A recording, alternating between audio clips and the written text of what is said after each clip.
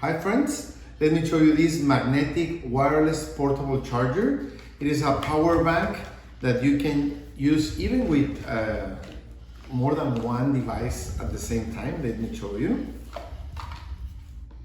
It is a 10,000 milliamperes power bank. First, let me show you. It is a white unit. It's really nice. Okay. You can use 4 different cables. Okay.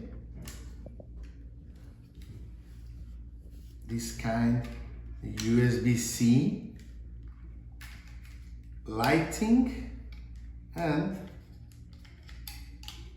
micro USB. So you could charge more than one equipment at a time.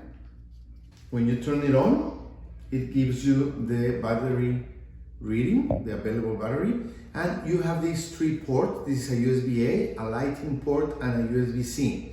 These 2 USB-A and USB-C ports can be used either to charge the unit or charge equipment, okay? So you can see you can charge your phone either with the lighting, like this, and at the same time you could charge a magnetic phone like this. You see, it's charging this phone and this phone at the same time, okay? You also can use it as a standing accessory for your phone. So I think it is really portable, really nicely sized.